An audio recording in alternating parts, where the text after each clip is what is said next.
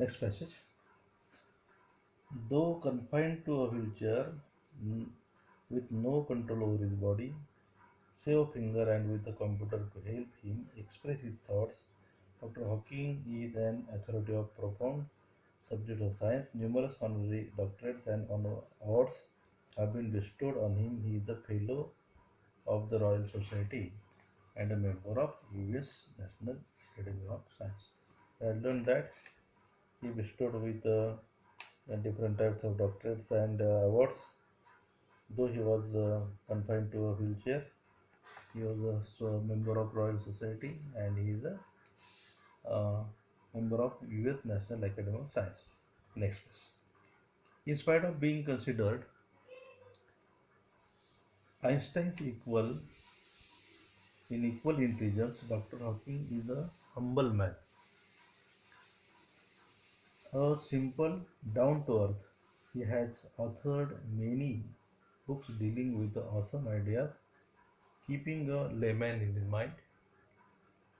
His writing is full of wit and humor. His style is so lucid that non-scientists can also understand him.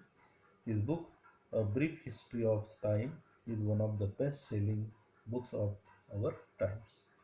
In spite of being considered Einstein's equal in intelligence, means he is as intelligent as Einstein ऑज.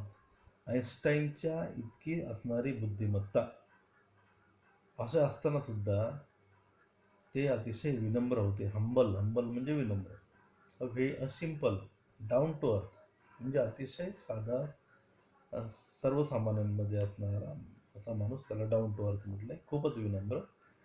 He has authored many books. Authored या ठिकाणी काय केलेलं आहे, क्रियापद म्हणून वापरलं. To author म्हणजे लिहिणे आणि इथे नाऊन आहे. टू ऑथर म्हणजे लेखक. त्यांनी पुष्कळ पुस्तकं लिहिली. कशी पुस्तकं लिहिली? With awesome idea. प्रचंड असणारी या ठिकाणी का कल्पनाशक्ती, परंतु त्यामध्ये एक सर्वसामान्य असणारा माणूस हा समोर ठेवून त्यांनी काय केलेली पुस्तकं लिहिलेली. अफाट कल्पना आणि सामान्य लोकांना समजेल अशा भाषेमध्ये त्यांनी पुस्तकं लिहिलेली आहेत. His writing is full of wit and humour. आणि शास्त्रज्ञांची पुस्तकं म्हणजे अतिशय गंभीर आणि समजायला अतिशय अवघड अशी असायला पाहिजे, परंतु त्यांनी सामान्य माणसाचा विचार करून, लेमॅन विचार करून अतिशय विनोदी आणि मार्मिक अशा पद्धतीचे लिखाण केलेले आहे. ही style is so lucid. Lucid म्हणजे सुबोध, साधी. That non scientist can understand him. म्हणजे ज्याला सायन्सविषयी जास्त माहिती नाही आहे, नॉन सायंटिस्ट म्हणजे शास्त्रज्ञ जे नाही आहे, सामान्य माणसं, त्यांनासुद्धा समजेल अशा पद्धतीने त्यांनी पुस्तक लिहिली. His book a brief history of time, त्यांचं जे पुस्तक आहे इतिहास, काळाचा संक्षिप्त इतिहास, काळाचा संक्षिप्त इतिहास, अ ब्रीफ हिस्ट्री ऑफ टाईम, हे पुस्तक त्या काळाचं सर्वाधिक खपाचं पुस्तक होतं. म्हणजे खूप पुस्तकाचं ते विक्री झाली. One of the best selling books of our century. A brief history of time is one of the best selling books of our time. त्याचीसुद्धा आपल्याला डिग्री करता येईल. ही कोणती डिग्री आहे? ही आहे सुपरलेटिव्ह. जी कंपॅरेटिव्ह कशी करता येईल? अ brief history of time is the book is better than many other books of our time. Positive कसं करता येईल? Very few books of our time is as good as a brief history of time. या अर्थाने याची degree आपल्याला करता येईल. पुढचा पॅसेज पाहू. He, on being asked how he feels about having the dreadful ALS, Dr. Hawking, the quintessence of optimism and hope, says not very different from the rest. I try and lead as normal life as possible and not think about my condition or regret the things which prevent me from doing which are not me. ALS सारखा आपण पाहिला ALS आजार. तर असा भयंकर आजार झालेला असताना त्यांना विचारलं याविषयी आपल्याला काय वाटतं. तर आशावाद आणि सकारात्मकतेचं उदाहरण क्विंटिसेन्स अँड ऑप्टिमिझम. म्हणजे क्विंटिसेन्स म्हणजे अ परफेक्ट एक्झाम्पल. कशाचं उदाहरण परफेक्ट एक्झाम्पल आहे. It is the perfect example of positive attitude. Optimism म्हणजे आशावाद. तर आशावाद आणि सकारात्मक उत्कृष्ट उदाहरण असणारे हॉकिंग काय म्हणतात पहा.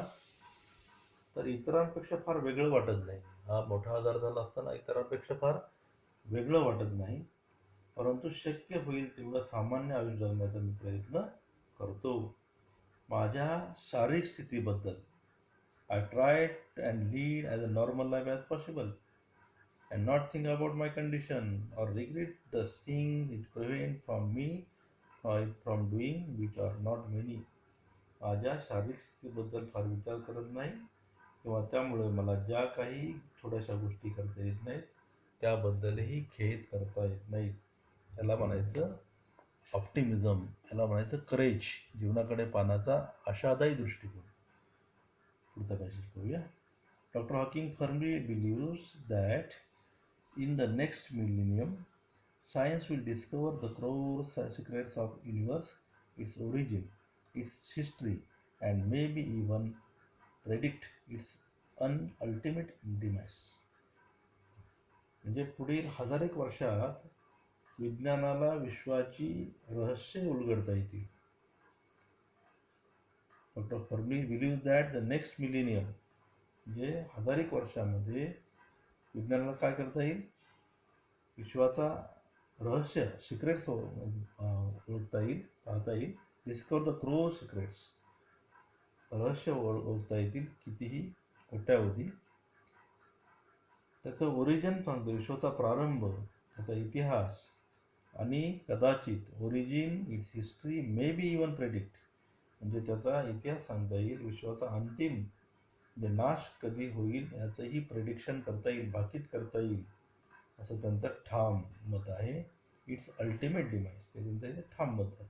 काय काय सांगता येईल, काय म्हणतात ते पुढच्या काळामध्ये. Science will discover the core secrets of universe. यामध्ये काय सिक्रेट्स आहेत. ओरिजिन उगम कसा झाला विश्वाचा, इतिहास काय आहे विश्वाचा, आणि कदाचित विश्वाचा अंतिम म्हणजे नाश काय कधी होईल याविषयी ठामपणे सांगता येईल असंही त्यांनी म्हटलेलं आहे. पहा last passage. Like Dr. Hawking, there are many people who displayed exemplary courage in their lives. Let us salute all those brave people who, in spite of being disabled, strive to their best. म्हणजे या doctor Hawking प्रमाणे त्यांनी black होल्सचं संशोधन केलेलं आहे आणि अशा म्हणजे आपली शारीरिक स्थिती एकदम त्या आजारातून बाहेर न पडण्यासारखी आहे. तो आजार कधीही बरा न होणार, पण त्यांनी तो संशोधनाचा विषय बाजूला न ठेवता संशोधन करीत राहिले. आणि ह्याच डॉक्टर हॉकिंग प्रमाणे असंख्य लोक आहेत जगामध्ये, असंख्य लोक आहेत की जे आपल्या आयुष्यात काय करतायत. एक्झेम्पलरी. एक्झेम्पलरी म्हणजे काय, अनुकरणीय असं करेज, एक्झेम्पलरी करेज, आदर्श अनुकरणीय असं धैर्य प्रदर्शित करीत असतात. जसं आपण पाहिलं एपिटोम. एपिटोम म्हणजे सुद्धा एक उदाहरण आहे. ते धैर्याचं एक मूर्तिमंत उदाहरण, त्याला एपिटोम असं करायचं. म्हणजे यांच्याप्रमाणे बरेच लोक आहेत या जीवनामध्ये की ते धैर्याचं प्रदर्शन करतात. Let us salute all those brave people. या सगळ्यांना आपण सॅल्यूट करूया, शतशः प्रणाम करूया की हे लोक हू इन्स्पाइट ऑफ बिंग डिसेबल म्हणजे आपल्या अपंगत्वावर मात करीत, म्हणजे अपंगत्वावर मात करीत असताना ते अलौकिक कार्य स्ट्राईव्ह म्हणजे झगडणे, टू डू देअर बेस्ट म्हणजे अलौकिक असं कार्य करत आपल्या धैर्यात अपंगत्वावर मात करीत, डिसॅबिलिटीवर मात करत, ते शोक न करता, रडत न बसता ते चॅलेंज स्वीकारत असतात. अशा सर्वांना या ठिकाणी आपण सॅल्यूट करूया, शतशः प्रणाम करूया. It is the end of this text. It is very interesting text of epitome of courage about Stephen Hawking. It is about his courage and how he faced his life with his disease, motor neuron, and it is the epitome of courage. हे एक धैर्याचं मूर्तिमंत उदाहरण आपल्या समोर आहे. We should learn from this passage that we should also courage about any such type of conditions, difficult conditions, critical conditions in our life. And courage is very, very important. Courage is the thing, that quality, it is a wonderful thing. It is that quality which makes people not lose heart when faced with a great calamity. म्हणजे कितीही मोठं संकट आलं तरी आपण आपल्या धैर्याने त्याला तोंड देऊ शकतो. Now we are facing the calamity of COVID-19. It is a very, very critical condition nowadays. That's why courage will help us, and we will definitely face this calamity. The vaccine will come soon, so be courageous and face this calamity, face this pandemic disease. Stay home, stay safe. Thank you.